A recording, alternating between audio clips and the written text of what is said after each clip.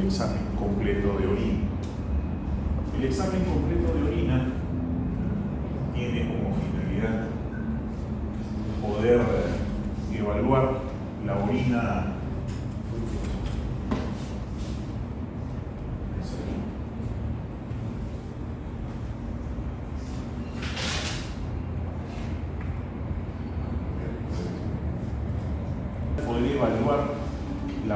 como un todo. Recordemos que la orina fisiológicamente es una solución que está conformada por un soluto y un solvente. El solvente es el agua, el soluto son los elementos formes y las sustancias orgánicas e inorgánicas disueltas en la orina. En el caso de las sustancias inorgánicas estamos hablando de las sales minerales, los iones. En el caso de las sustancias orgánicas estamos refiriéndonos a las proteínas, a la glucosa, y en el caso de los elementos formes estamos hablando de células epiteliales, leucocitos, hematíes, en algunos casos gérmenes y también cilindros. Es lo que vamos a ver en el examen de orina. Es de todos los exámenes de laboratorio, el primero que se estudió fue el examen de orina. Con él nace el laboratorio clínico como tal. Después vino el hemograma, primero fue el examen de orina. ¿Por qué?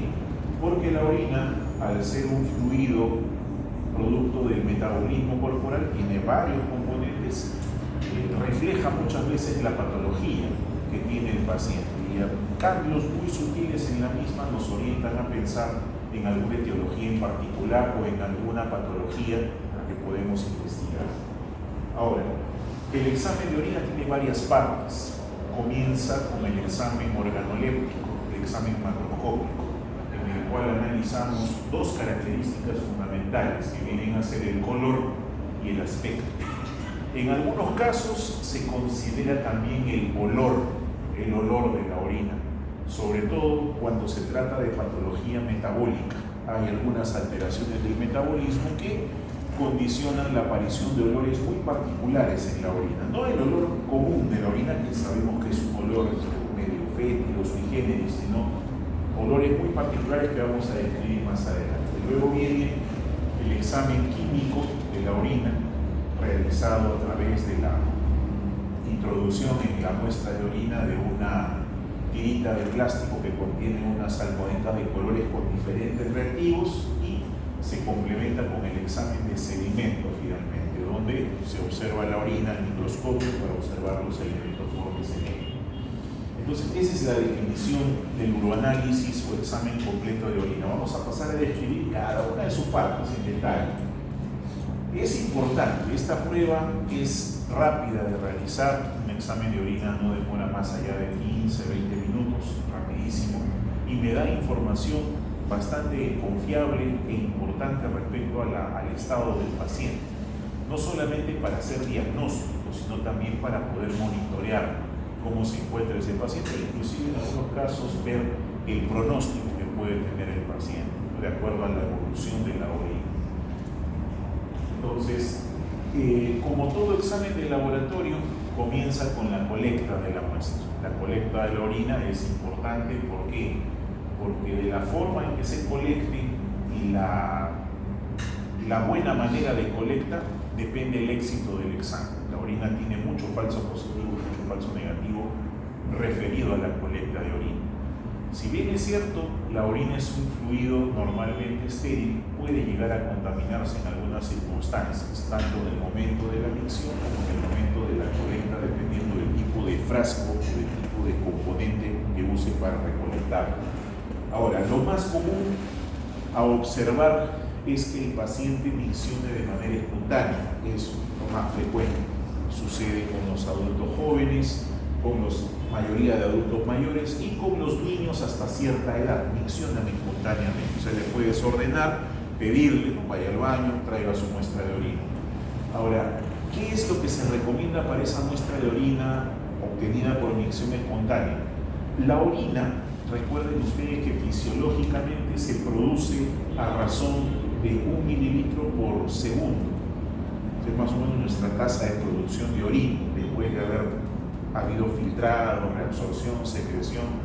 del fluido, la tasa que se procede, 1 mililitro por segundo viene a ser aproximadamente 1440 mililitros en un día, que son 1440 por minuto, perdón, por minuto, 1440 mililitros en un día. Eso representa 1,5 litros, que es más o menos la tasa de diuresis que se tiene. Ahora, a partir de allí, lo que yo necesito para un examen de orina es una muestra representativa. ¿Qué significa eso? Que tengo que tener estadísticamente una cantidad de orina que me represente el volumen total, porque lo que yo estoy evaluando es al paciente completo. Esa cantidad de orina es aproximadamente entre 50 y 60 mililitros que yo necesito juntar. Pero la orina debe permanecer necesariamente en vejiga, recolectándose por lo menos 3, 4, hasta 6 horas. Y el único momento del día donde eso ocurre es cuando estamos acostados, durmiendo. Lo primero que hacemos al levantarnos es ir al baño, obviamente. Entonces, esa es la razón por la cual se recomienda que la orina que va a estudiarse sea colectada durante la primera micción de la mañana. Pero lo que se pide es que sea la primera orina de la mañana. Ahora, eso no quita que en situaciones de emergencia yo pueda tomar la muestra en cualquier momento, porque sí es un examen que se puede hacer por emergencia. Lo que no está permitido, o por lo menos no se recomienda porque altera el resultado, es forzar la diuresis. O sea, hacer que el paciente tome agua solo para hacer el examen de orina, porque estoy falseando el resultado, estoy diluyendo la orina y la patología se va a diluir también con ese líquido que estoy forzando a tomar. Entonces, si es que es por emergencia, es mejor esperar a que el paciente miccione. ¿Sabes qué? Tómate una botella para que miccione. No, esperamos a que la orina se produzca de manera natural. ¿Ya? Idealmente, la noche completas de reposo y si no, en la mañana.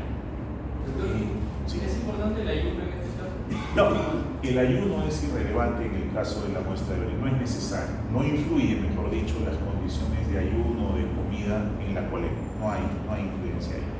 A diferencia de la colecta de sangre que sí, por el tema de los kilomicrones que interfieren, la liquidez que interfiere en la medición de algunos parámetros, pero en el caso de la orina no requiere ayuno. ¿Ya? ¿Qué hacemos con el paciente? O sea, ¿qué recomendación le damos? La recomendación que se le da al paciente para la colecta es, primero, tiene que tener un frasco estéril para la colecta. Volumen entre 90 y 120 es el frasco que viene de estándar.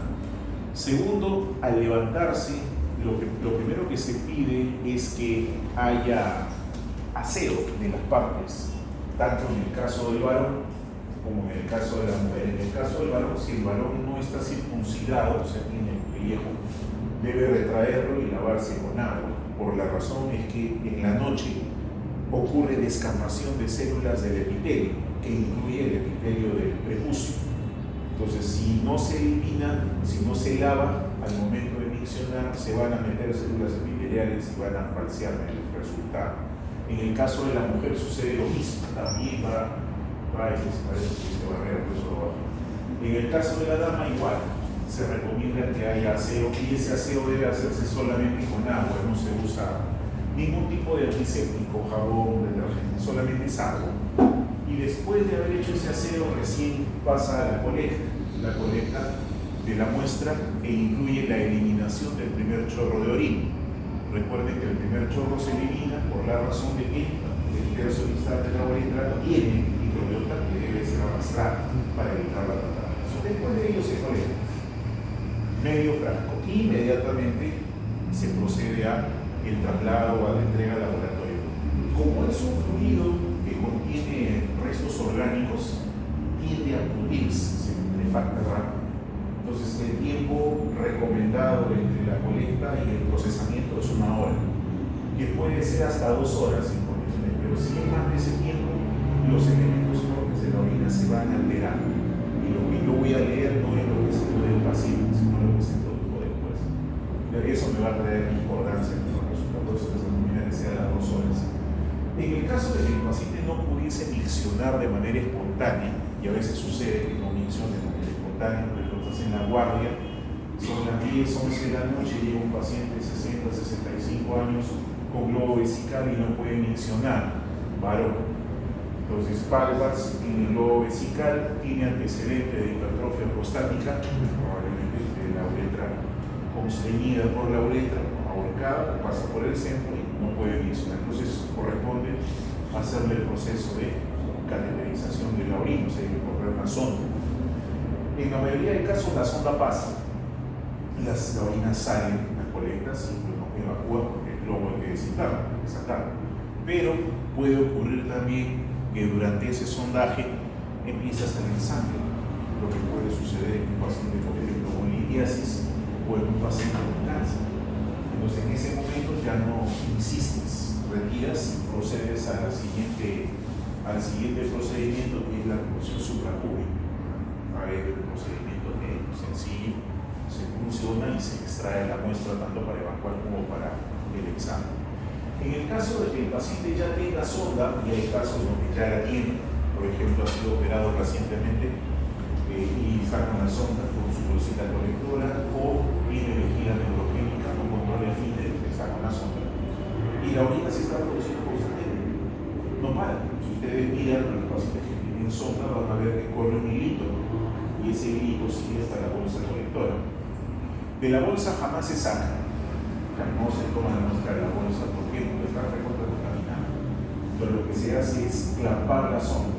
Utilizan una pinza, sin dientes, se clampa la sonda y se espera media hora, 45 minutos. Recuerden, 1 mililitro por minuto, a los 30 minutos ya hay 30 mililitros de orina. Entonces simplemente se limpia la sonda, se pulsa y se extrae con una jeringa. Y eso es lo que se envía al laboratorio para estudiar. Y en el caso de los bebés, como ustedes pueden observar, estas bolsitas colectoras son útiles también, porque a diferencia de lo que sucede cuando hay diarrea y yo puedo voltear el pañal y la parte plástica colectarlo, la orina no se puede hacer así. Yo necesito utilizar obligatoriamente estas bolsitas colectoras para garantizar una colecta de muestra que me sirva para hacer el diagnóstico. ¿No? Esas son las consideraciones. Pero en el momento de la punción supracúbica no se puede contaminar la luz.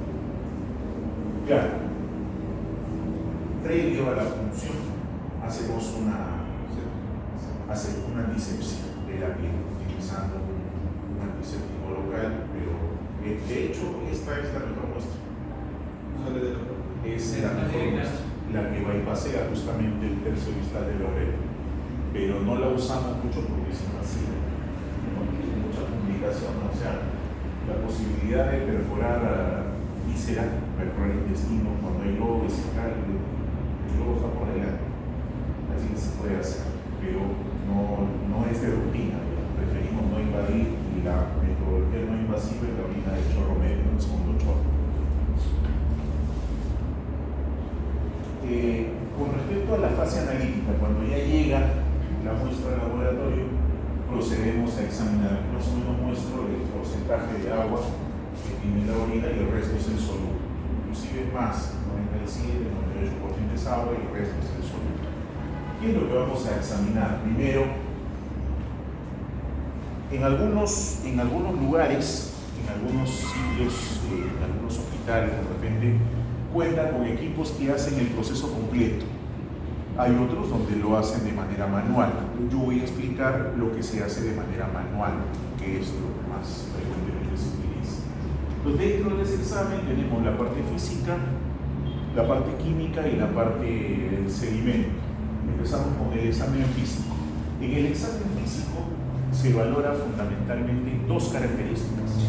Una es el color de la orina, que fisiológicamente es un color medio ámbar, amarillo cetrino, describe la literatura, ámbar es el color natural.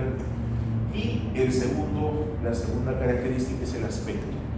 La orina no es transparente, no es como el líquido cefalorraquídeo, o sea, tiene un color natural, pero sí es límpida, o sea, si yo pongo una hoja de papel escrita y el tubo de orina de vidrio, yo puedo leer tranquilamente a través de él sin necesidad de que se presente opacidad.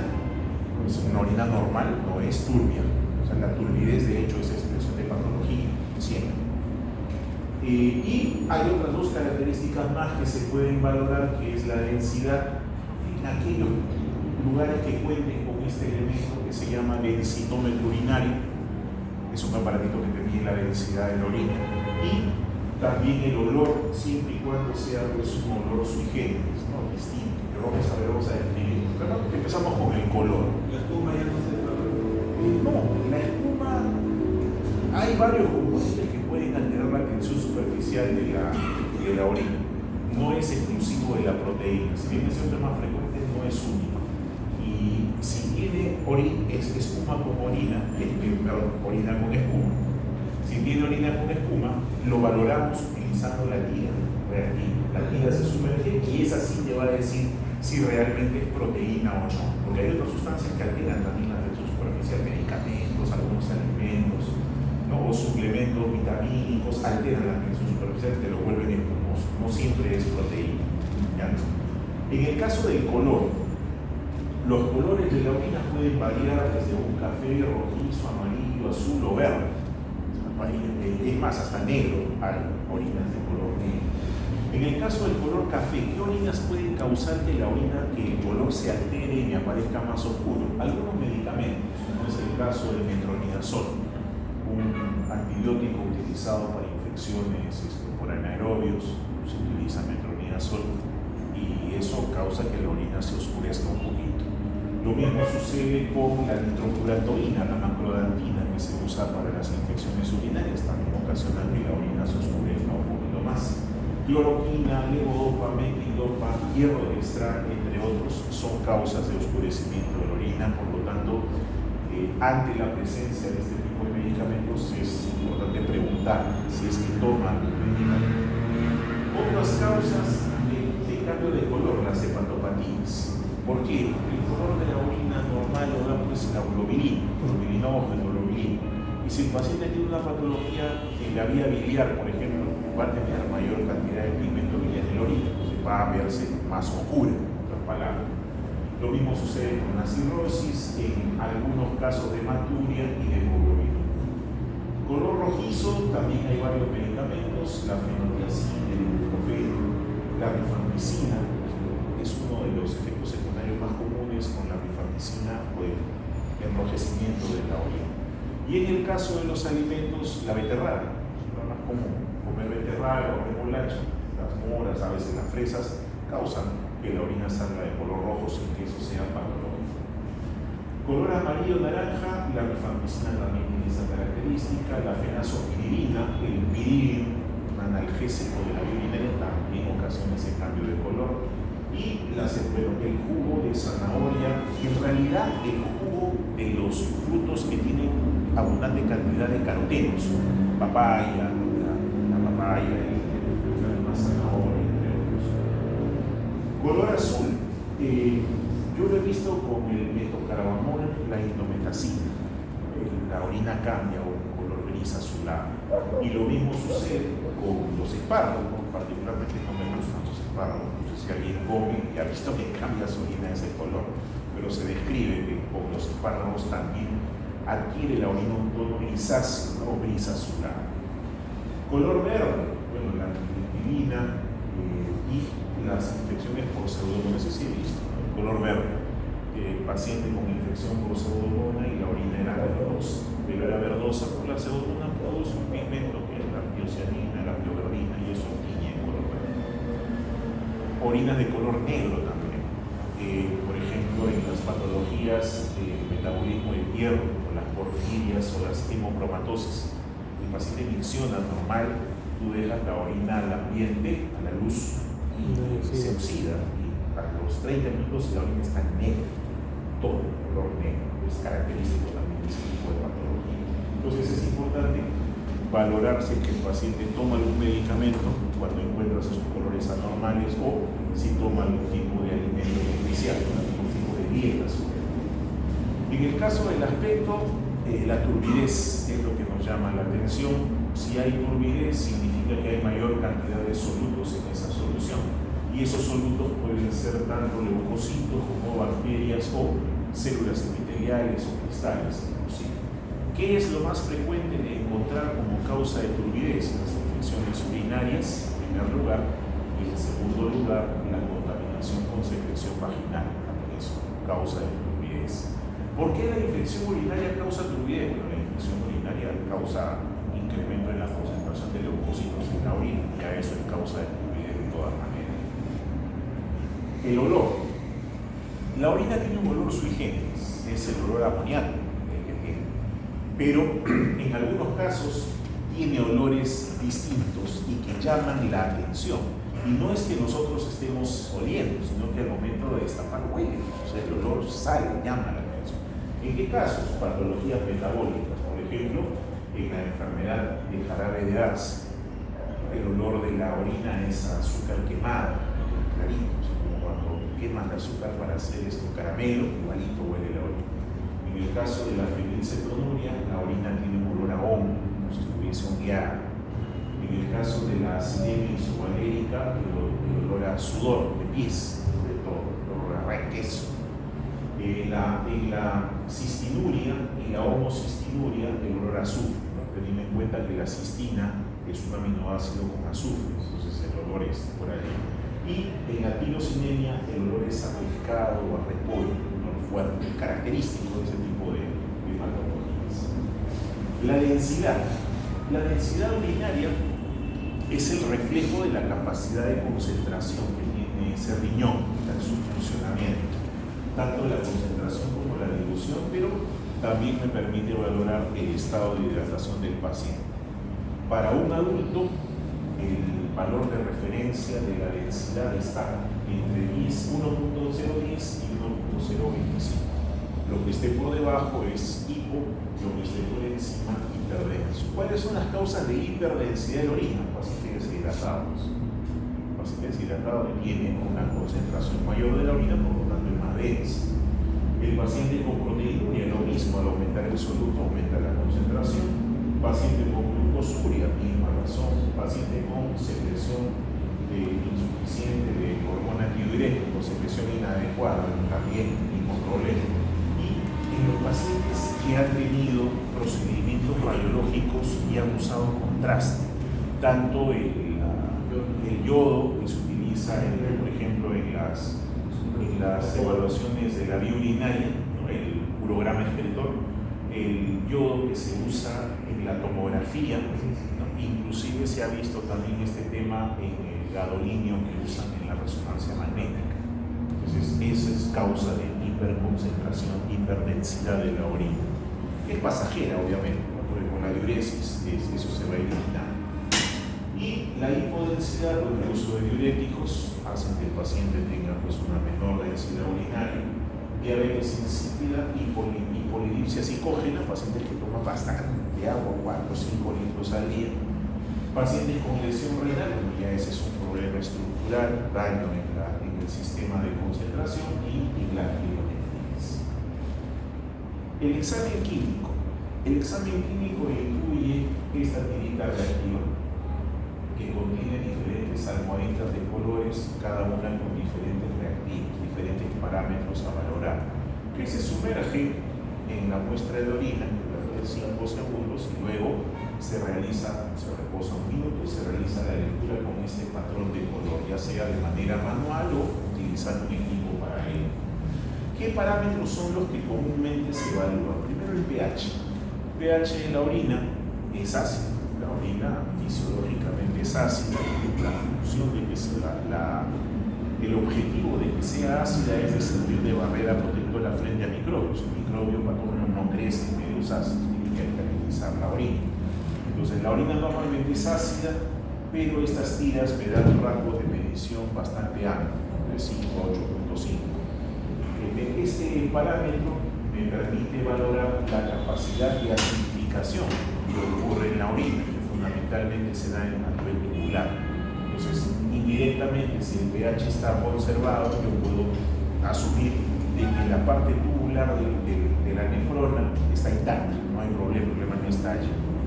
Luego, cuando encuentro orina alcalina, la orina alcalina pues no es normal, hay algo que la está alcalinizando, que puede ser un medicamento, puede ser un alimento o puede ser algún producto que esté alterando esa composición, como sucede, por ejemplo, en los pacientes que tienen pérdida urinaria de bicarbonato, un trastorno a nivel tubular que hace que se pierda bicarbonato, la orina se alcaliniza. ¿Por qué necesito saber el pH? Porque con ese pH voy a realizar la interpretación del sedimento urinario.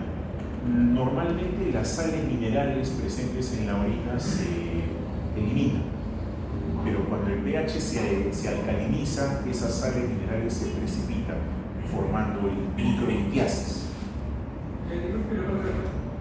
Cuando se pierde el bicarbonato, se hace más alcalino. ¿Debería hacerse más así?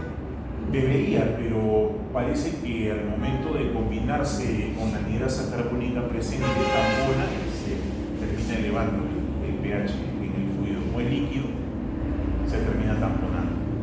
Ojo que lo que se está alcalinizando es la orina, no la sangre. Claro, si fuese sangre, sí, ahí se solidifica, pero como se está eliminando en la orina, sí te lleva a la alcalinidad. La explicación. En el caso de la hemoglobina, la tira reactiva, si la ven en su práctica, en todo caso pídanla para mirarla, tiene un parámetro que dice blood, sangre, que se interpreta erróneamente como eritrocitos. Pues la tira no mide eritrocitos, no hay forma de que mide. Lo que mide es el contenido del eritrocito. Y para que mida el contenido del eritrocito, el eritrocito está destruido, no está roto, porque lo que te mide realmente es hemoglobina. Entonces la tira me da información de la concentración de hemoglobina y en función de la concentración de hemoglobina me lo extrapola a un número de Matías que se está perdiendo. Ahora, ¿por qué lo menciono? Porque van a encontrar casos donde hay positividad en la tira reactiva, hay presencia de sangre, pero cuando van a mirar el sedimento no hay Matías. Y eso puede suceder. O sea, hay patologías donde el eritrocito está roto, se detecta la presencia de hemoglobinuria, pero el sedimento no me muestra hematías. Y viceversa también. Puede que la cinta me salga negativa, los hematías están enteros, sobre todo si provienen de la parte baja, y yo veo en el sedimento abundantes eritrocitos. Entonces la cuestión hay que tener en cuenta. Ahora, por eso me dice aquí que la positividad de la tira de hemoglobina no es igual a la hematoma, son cosas distintas. La tirita lo que me está midiendo es hemoglobina, no me está midiendo eritrocitos. ¿En qué caso me puede salir falso positivo? En la ratomiolisis, cuando hay destrucción de músculo, se elimina bastante mioglobina y la mioglobina reacciona con la peroxidasa presente en la almohadilla y me marca como positivo, pero no es hemoglobina, es mioglobina lo que se está perdiendo. Lo mismo sucede con las hemoglobinas libres. Las cadenas de hemoglobina libre pueden eliminarse y filtrarse por la vía renal, pero esto no es indicativo de patología renal. La hemólisis puede deberse, por ejemplo, a una hemólisis intravascular por alguna anemia hemolítica. Entonces, el hematíes se ha roto en la circulación, solo que al momento de filtrar, la cadena de hemoglobina ha salido a través de la orina. No es una patología renal, sino es una patología de la vía vascular, de ahí que hace la disquisición. Y también suele salir positivo en aquellas bacterias, sobre todo, que tienen actividad enzimática parecida a la peroxidasa, como sucede con el Staphylococcus aureus. Recuerden que tiene catalasa. La catalasa es una peroxidasa, y algunas enterobacterias y Streptococcus. En el caso de la glucosa, encontrar glucosuria siempre es anormal. El umbral máximo de transporte es alto, de 180, y eso significa que más de 180 miligramos por decilitro de glucosa en sangre, paso a 181, ya tengo glucosuria. Entonces, si yo tengo glucosa en orina, eso significa que el paciente pasa de 180 en sangre, es patológico de todas maneras. ¿En qué caso voy a encontrar glucosuria? El primero es diabetes mellitus, y el segundo caso es un trastorno asociado a los túbulos, lo que permite la absorción. Recuerden que la glucosa se secreta, perdón, se filtra, se reabsorbe y luego se secreta. Entonces, cuando falla la reabsorción, se va directamente. O sea, ahí hay que valorar tubulopatía. Los nitritos, otro marcador importante asociado con infección, sobre todo, ¿por qué? Porque el nitrito es el producto de la actividad de una enzima llamada nitrato reductasa. La nitrato reductasa es una enzima porque posee muchas bacterias, sobre todo las bacterias de la familia Enterobacteriaceae, las enterobacterias. Y dentro de las enterobacterias hay varios géneros: Escherichia coli, Klebsiella, Proteus, Morganella, Serrania, todos ellos patógenos urinarios. Por eso es que encontrar nitritos positivos en la orina es casi seguro predictor de urocultivo positivo y además causado por bacilos gram negativos del tipo Enterobacteria. Hay algunas bacterias que no producen, sí, pero son las menos. El Staphylococcus, el Enterococcus pseudomonas no producen nitrato reductasa, así que su prueba sale negativa. Pero aquella que sale positiva es altamente predictor. La estearasa leucocitaria, este es otro parámetro enzimático que mide la tira, y la tira lo reporta como leucocitos. Leucocitos en orina tampoco es, no es cierto. ¿Por qué? Porque la tira reactiva lo que te mide es la estearasa leucocitaria que estaba presente en el leucocito que ya está roto. Entonces, puede ser que yo encuentre estearasa leucocitaria en la tira y el sedimento no sea el correlativo. También puede suceder eso.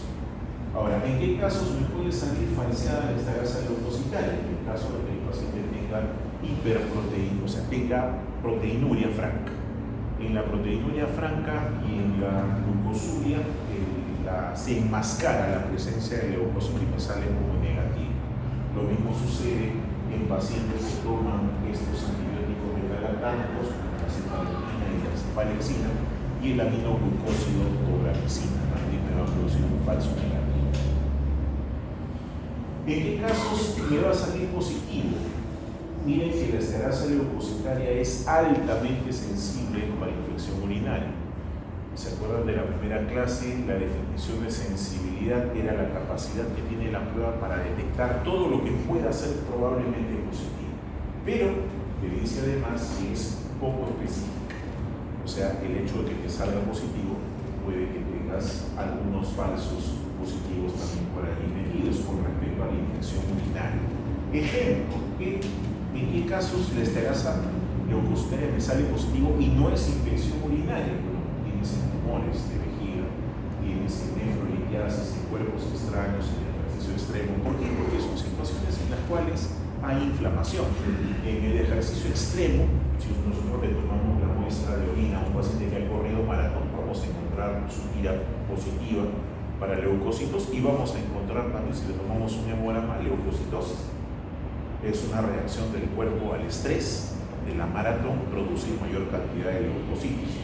Eso es fisiológico, pero es pasajero, transitorio. Hay que tener en cuenta a la hora de interpretar los síntomas muy correlacionados. Algunos medicamentos también producen estearasa leucocitaria, o sea, fuerzan la aparición de estearasa leucocitaria, como los corticosteroides y la ciclofosfamida. En el caso de las proteínas, ¿siempre es anormal encontrar proteínas en orina? No, porque nosotros eliminamos proteínas por la orina normalmente. Una cantidad pequeña, estamos hablando de menos de 30 miligramos en 24 horas. Y esas proteínas que eliminamos son proteínas de bajo peso molecular, no es alguna. Lo que eliminamos normalmente son proteínas denominadas proteínas de Tan-Forman, son proteínas de bajo peso molecular que logran atravesar la filtración por los podocitos y se salen. Esas son normales de encontrar. Por eso es que la espuma no siempre está asociada pues, a presencia de pérdida de albuminuria, ¿no? Que es la que nos preocuparía porque la albumina es grande. La Tan-Forman es chiquita, cuando pasa por el colador del podocito, lo chiquito sí pasa, lo grande no. Si pasa lo grande me asusto porque el hueco ya no es chiquito, por supuesto, de caso. Eso es lo que está produciendo la pérdida. Siempre dicen en teoría de implicación celular que no se tenía que pasar por ti. Exacto. Así es. Pero la Tan-Forman sí se puede eliminar. Bien, luego viene el sedimento. Del sedimento urinario hay libros escritos del sedimento, atlas escritos sobre el sedimento. Para yo poder observar el sedimento, lo primero que tengo que hacer es centrifugar la muestra, de tal manera que concentre. ¿Por qué? Porque al centrifugar lo más pesado cae, se va al fondo, y lo que quede encima, que es agua, se elimina, y lo del fondo, que es el sedimento, lo voy a colocar en una lámina, lo voy a cubrir con una laminilla y lo lo voy a observar al microscopio. ¿Qué cosa voy a detectar? El sedimento urinario me sirve para poder valorar primero la presencia de células de epitelio, me va a permitir valorar la presencia de leucocitos, la presencia de cristales, la presencia de cilindros, de levaduras, de bacterias y de protozoos. En el caso de los leucocitos, vamos a empezar con los leucocitos. ¿Es normal encontrar leucocitos en la orina? Sí.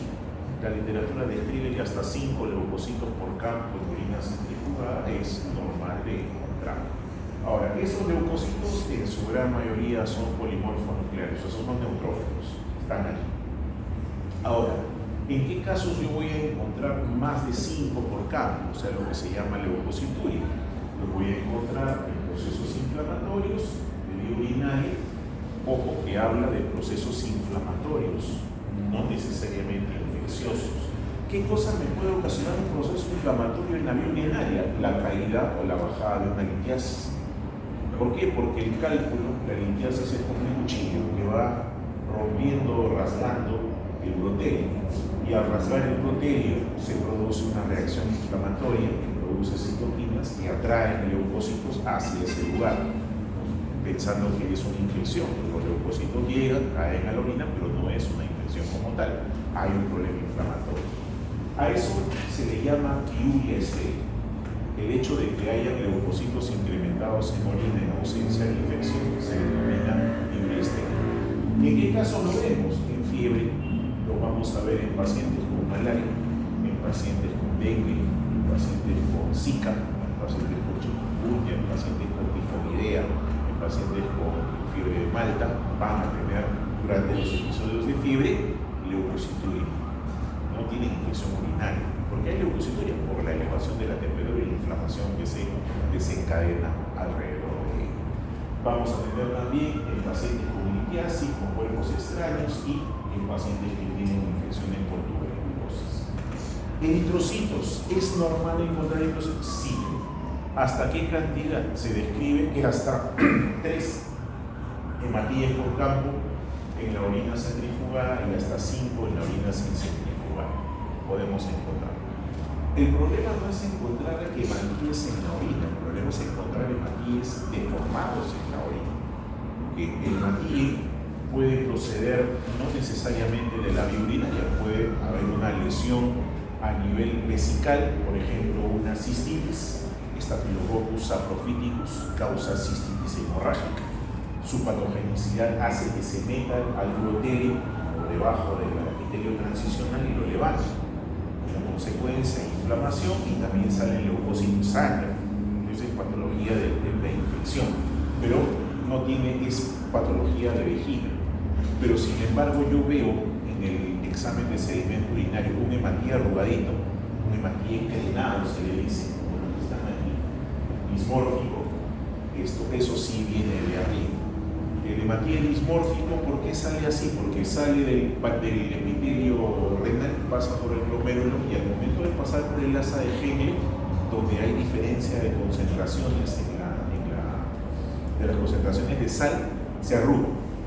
Pasa por un medio hipertónico, se arruga y así termina saliendo. Eso sí es patología. Cuando veo un hematíe drenado dismórfico, ese sangrado o ese hematíe procede de la parte alta. Si el hematíe está normal en su morfología, ese hematíe es de abajo, o es de vejiga o es de uretra. Una litiasis también produce sangrado, o sea, voy a encontrarlo presente también ahí. Eso es lo que fundamentalmente diferenciamos. ¿Hay hematíes? Perfecto. ¿Son hematíes normales?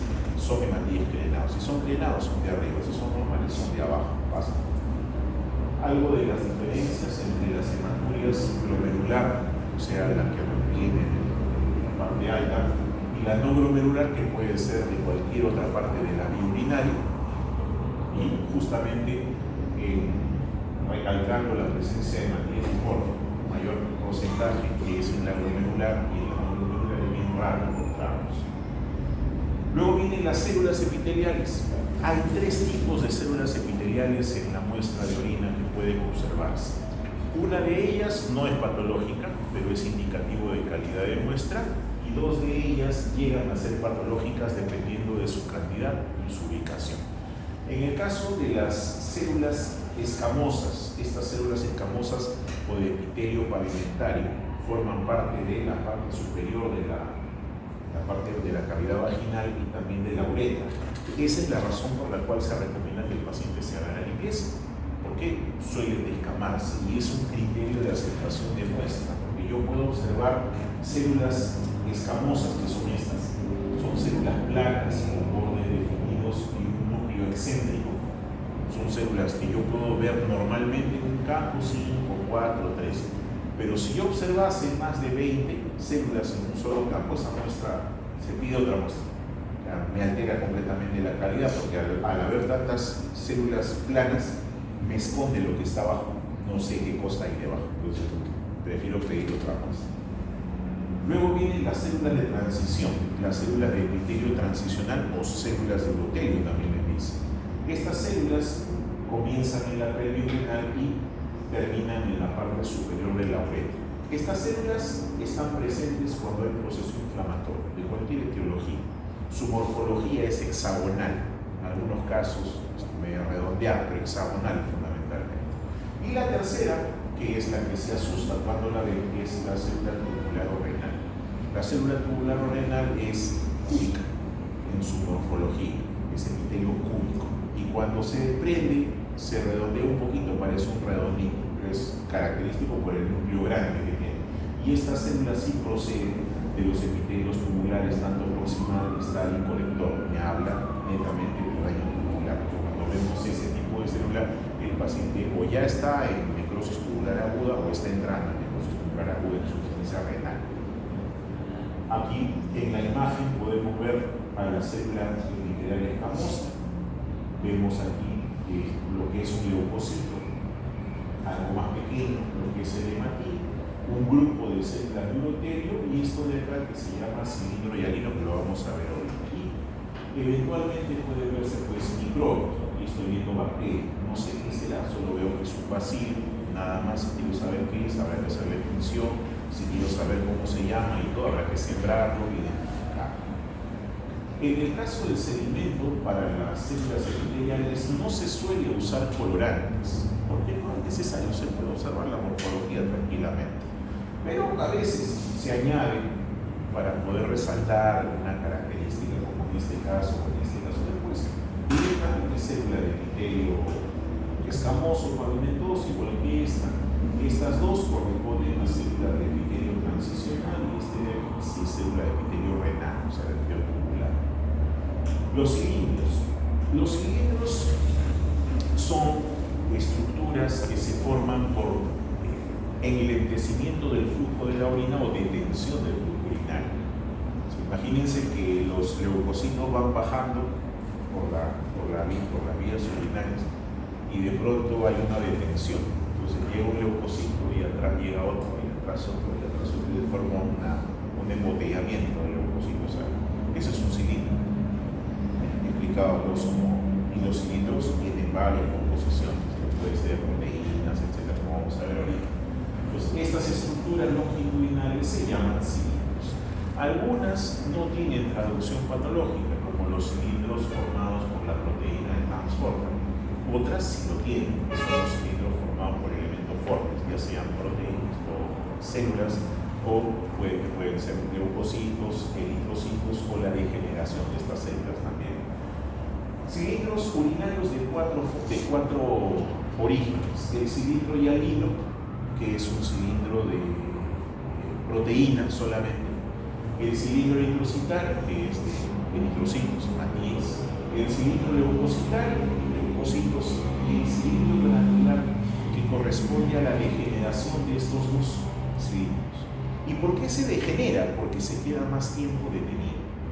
O sea, si ahorita, por ejemplo, hubiese detención en el flujo urinario, se va formando el cilindro eritrocitario o leucocitario. Si ese cilindro, si esa orina permanece detenida por 2, 24, 48 horas, esos leucocitos empiezan a fusionar sus membranas, se forma un cilindro granuloso. Y si se queda 2, 3 semanas, ese cilindro empieza a cuartearse, se seca, forma el cilindro serio, lo que es la evolución más tardía, la última de la insuficiencia renal. El cilindro hialino es un cilindro fantasma. Aquí está, no se ve, pero aquí está. Aquí está. En la imagen de la foto no, pero si lo ves al microscopio se ve, ahí pues, una sombrilla, cilindro fantasma. Ese cilindro hialino, el hialino, está formado por proteína, por eso que se ve, aquí se ve mejor, pero no aquí se ve. Aquí está y aquí está tres cilindros hialinos. Es recontra, no tiene traducción patológica, transparentes. Luego tenemos un cilindro formado por eritrocitos, un cilindro formado por leucocitos degenerados, ese es el cilindro granuloso, y este es el cilindro cero, parece un pedazo de tela seca o de piel seca, cuarteado, solo por el cuarteado. Este era un cilindro así, solo que con la degeneración en el tiempo terminó así, y eso es lo que vemos en los pacientes con la patología más avanzada. Aquí está el hialino, el eritrocitario, el leucocitario. Cuando estos dos permanecen mucho tiempo en la orina, aparece el granuloso, se degrada, se fusiona, y por último, cuando permanece mucho más tiempo, aparece el cilindro cero, o sea, es producto de la degradación de los componentes de esos cilindros. Aquí vemos en comparación un hematía dismórfico, arrugado, deforme. Vemos una célula de epitelio renal casi redonda, es cúbica en realidad, no está solita, se ve redondeada, núcleo grandáceo. Vemos cilindros hemáticos, cilindro leucocitario, cilindro hemático, aquí un cilindro cero de arriba, otro cilindro leucocitario por acá, igual que este, más chico. Luego vienen los cristales. Los cristales son la expresión de la precipitación de las sales en la orina. Las sales, elementos inorgánicos, suelen precipitarse sobre todo cuando hay cambios de pH, cuando se alcaliniza la orina. Y al precipitarse, algunos cristales, dependiendo de su naturaleza, tienen formas características. Por ejemplo, los de oxalato de calcio, que parecen diamantes. Esa forma, naturaleza de esas que tienen esa forma de diamante, se ven en la orina. Ahora, los cristales tienen varias composiciones, dependen mucho de la dieta del paciente, y de acuerdo a eso también se clasifican. No por el hecho que los veamos al microscopio significa que tiene litiasis, o sea, ellos son chiquititos, se orinan, de hecho ya salieron y sin sintomatología, pero te avisa que más adelante va a tener ese problema si es que las condiciones de la orina no cambian. Entonces hay que corregir la patología de fondo. ¿Qué pasa, por ejemplo, con los cristales de oxalato de calcio? Los cristales de oxalato de calcio son cristales que surgen a partir del consumo de cítricos y de legumbres, fundamentalmente. Cítricos como la naranja, la toronja, la mandarina, y legumbres como la lenteja. Pacientes que consumen abundantes cantidades de esos cristales de oxalato. Los pueden ver, a veces en las prácticas hemos visto, en orina se ven cristalitos ahí. No tienen mayor traducción patológica, salvo que haya una concentración grande de ellos. Luego están los cristales de uratos amorfos, pacientes que comen parrilleros, que comen carne, les encanta la parrilla, carne. También producen ácido úrico en cantidad, la orina se concentra, producen cristales de uratos amorfos. Los cristales de fosfato de calcio generalmente corresponden a pacientes con dietas vegetarianas, comer ensalada, vegetales, tienen ese tipo de cristales. Tampoco tienen significado clínico, pues parte de la dieta. Los cristales de fosfato de amonio y magnesio, denominados estrubina, estos sí. ¿Por qué? Porque hay un microbio que favorece la formación de esos cristales y es la bacteria Proteus. El Proteus, con su metabolismo, favorece que la orina se alcalinice y la precipitación de esos minerales, porque ese cristal de estrubita en chiquito se ve así, pero cuando empieza a formar una estructura más grande, es una estructura porosa, que tiene huecos, como la piedra pómez, y dentro de esos canales o espacios que crea dentro del mismo cálculo, el microbio forma su biopelícula y se establece allí, ¿no? O sea, infecciones crónicas, Proteus, la bacteria Proteus. Los cristales de cistina tienen esta forma hexagonal, que es su forma también. Los cristales de ácido úrico, que tienen esta forma media romboidea, que sí lo vemos en pacientes con hiperglicemia, con gota, o en pacientes que hacen síndrome de crisis tumoral, sobre todo en aquellos que tienen linfomas y que han sido sometidos a quimioterapia, que tienen colesterol, la quimioterapia, suelen hacer lista de ácido úrico en la orina. Ahora, el examen de orina puede valorarse desde dos puntos de vista, ¿no? El estudio básico y el estudio avanzado. La gran mayoría de veces nos quedamos con el estudio básico, donde solamente se valora si hay eritrocitos, leucocitos, epiteliales, cilindros, etc. Pero el estudio avanzado ya te ingresa otras características y lo hacemos solamente cuando la orina es patológica. Cuando es patológica ampliamos el estudio para poder describir todo lo que se puede. Y hay bastante información, o sea, con el examen de orina podemos tener información que nos va a servir para poder asociar con lo que nos ha contado el paciente, más o menos poder sacar la línea por donde seguir investigando con respecto a su patología. Por eso es importante que esté reportado y que se valore, que esté escrito ahí. Estos son esquemas, lo que voy a presentar aquí, este es un esquema, un dibujo en realidad, que está hecho a escala, o sea que me demuestra las diferencias de tamaño entre los elementos formes de la orina, para no confundirme, lo voy a ver de un poco. Este es el tamaño de una célula de epitelio plano, de su tamaño. Y este es el tamaño de la célula proteína, que generalmente es hexagonal, a veces con doble núcleo. Y este es el tamaño de la célula renal, que normalmente es cuboidea, pero que en la orina puede verse de manera circular, pero el núcleo es grandazo. A diferencia de estas tienen su diferencia en morfología. Un poquito más chiquito es el leucocito.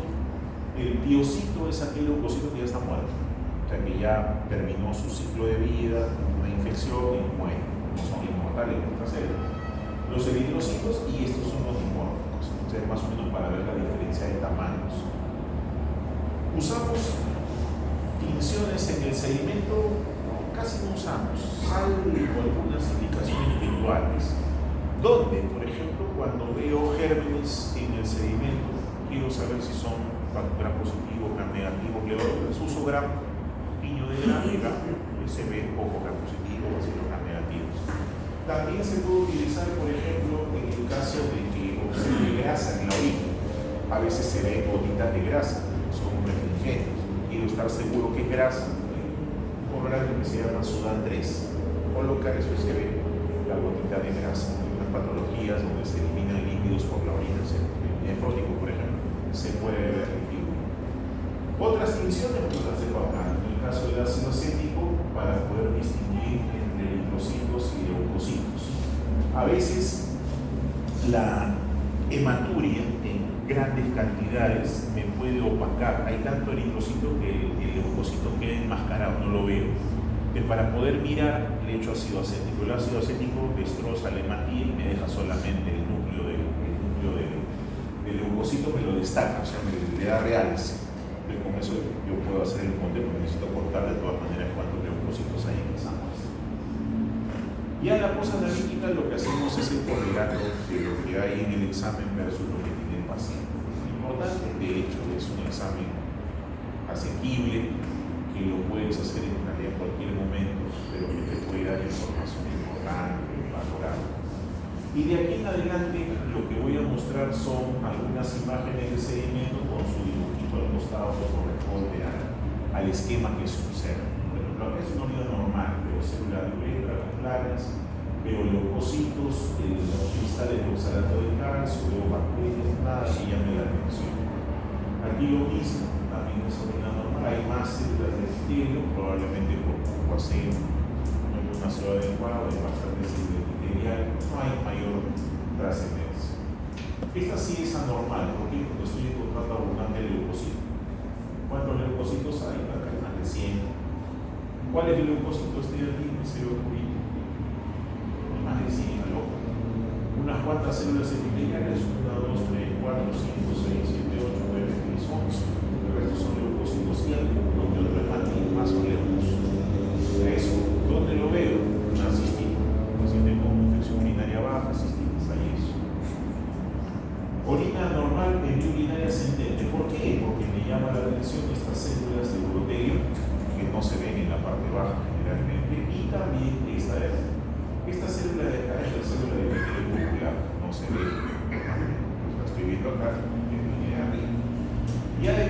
a veces se ven algunos hematíes grenados.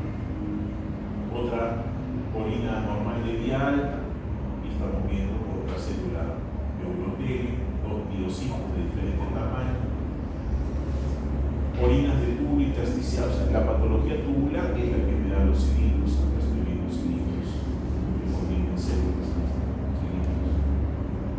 Igualito acá, la célula renal, el piocito, abundantes. Pacientes con hemorragia renal, estamos hablando de hemorragia de uréter, de vejiga o de uretra, que hay abundantes hematíes, pero ¿cómo son los hematíes normales en su morfología? A diferencia de si el daño es glomerular, voy a ver abundantes hematíes, pero drenados, dismórficos, esa es la diferencia fundamental. Esta es otra imagen de orina, donde vemos cúmulos de células, en este caso hiperplasia papilar. Estos son restos de células transicionales, algunas células completas transicionales, algunos leucocitos, hematíes. Y ¿con qué frecuencia voy a solicitar el uroanálisis en mi paciente? Va a depender de la patología. Va a depender de la patología. Hay por esto, pueden cambiar